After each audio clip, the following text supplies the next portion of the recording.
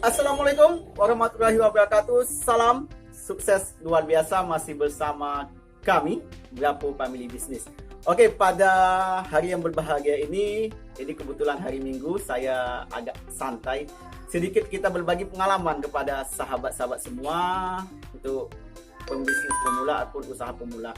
Oke, apa materi pada hari ini? Ialah kita membahas tentang bagaimana supaya kita cepat sukses ataupun cepat berkembang usaha kita di perdesaan. Oke, tapi saksikan cuplikan berikut.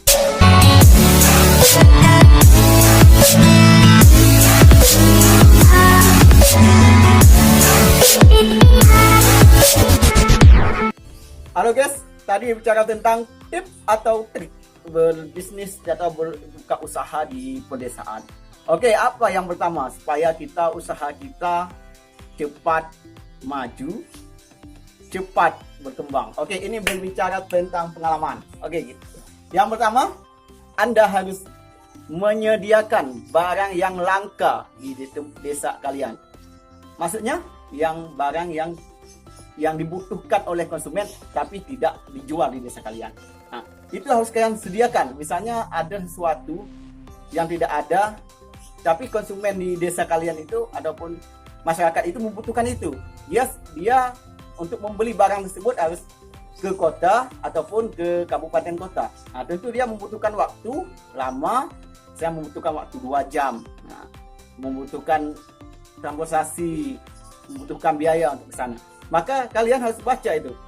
Barang yang langka itu harus kalian sediakan di tempat usaha kalian di pedesaan. Itu otomatis orang yang masyarakat ataupun konsumen yang membutuhkan tadi, dia tidak akan lagi ke kota pasti ataupun ke daerah yang ada menyediakan barang tersebut. Misalnya di daerah kalian tidak ada, ini sebagai contoh aja misalnya, kita bilang barang yang tidak ada di desa itu yang jarang dijual. Misalnya seperti kalau saya di sini, saya seperti bingkai foto misalnya, bingkai foto. Nah, karena di desa itu kalau bingkai foto itu kalau kita beli itu susah. Ya, saya bingkai foto yang misal ukuran yang berapa R, kalau yang 10R, 5R kan gampang. Kalau ketika konsumen itu mencari yang lebih besar, maka jarang kita temukan di pedesaan.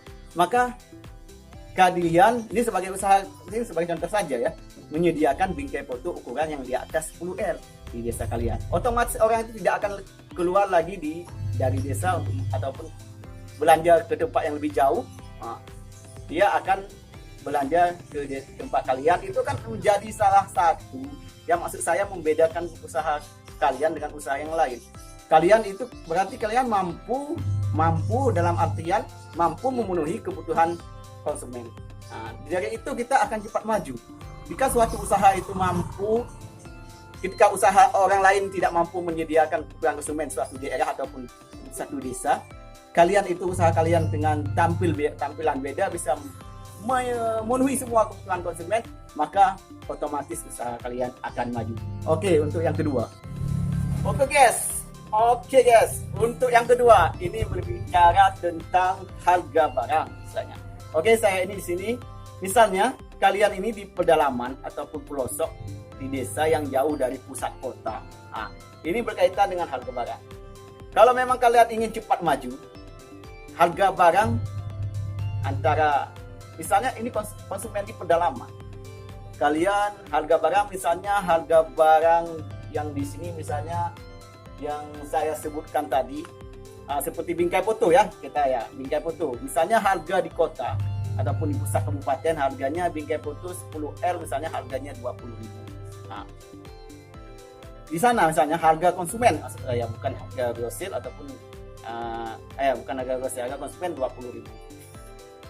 Kalian bagaimana istilahnya ketika kalian berjualan di pedalaman itu, harganya jangan terlalu tinggi dengan harga yang di kota tersebut.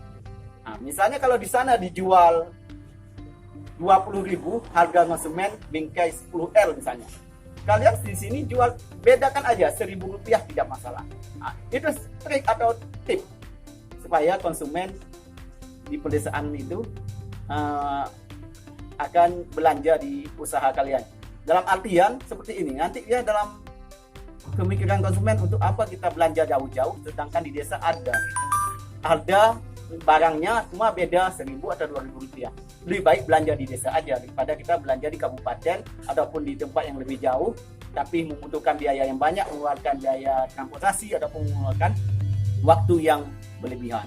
Maka kalau kita bedakan harga cuma 1.000-2.000 rupiah dari harga kabupaten ataupun tempat yang lebih maju, misalnya di pusat kabupaten kota, dengan harga di pedesaan cuma beda 1.000-2.000 rupiah, itu otomatis konsumen itu tidak akan lagi belanja di kabupaten, pasti dia belanja di mana dia tinggal ataupun di desa dia berdomisili.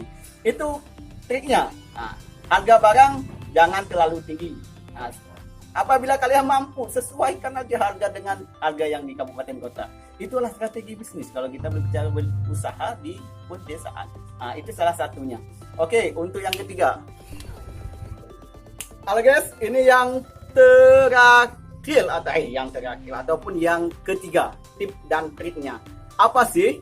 Tentu kalian jadi pertanyaan, apa yang tip dan trik yang ketiga?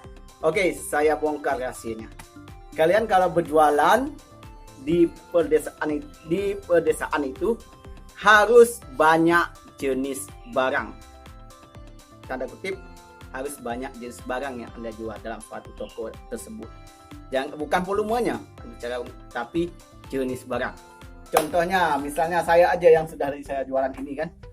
Saya ini kan berjualan perlengkapan sekolah dan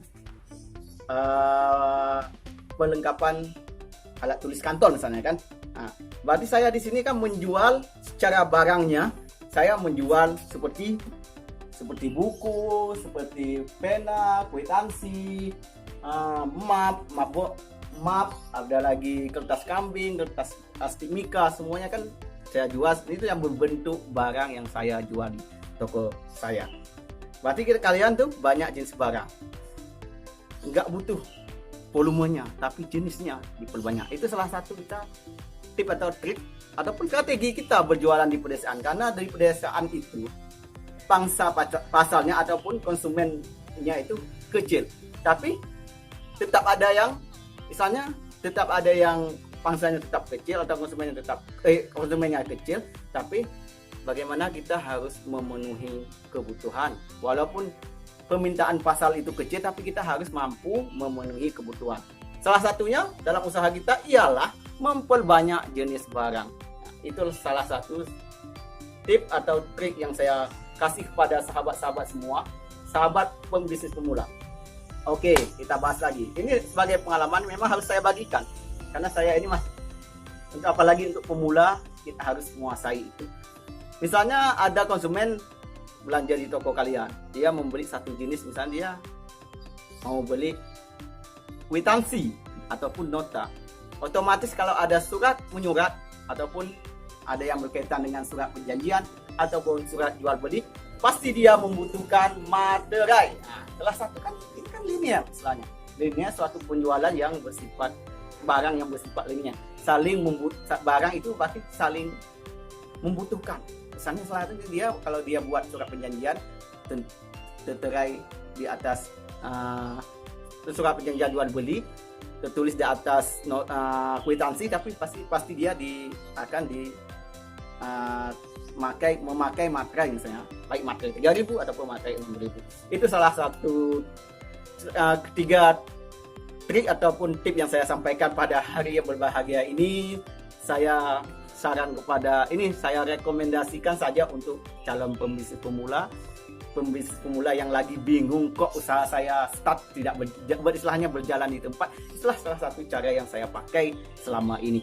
Oke, salam sukses luar biasa. Masih bersama kami Bravo Family Business. Assalamualaikum warahmatullahi wabarakatuh.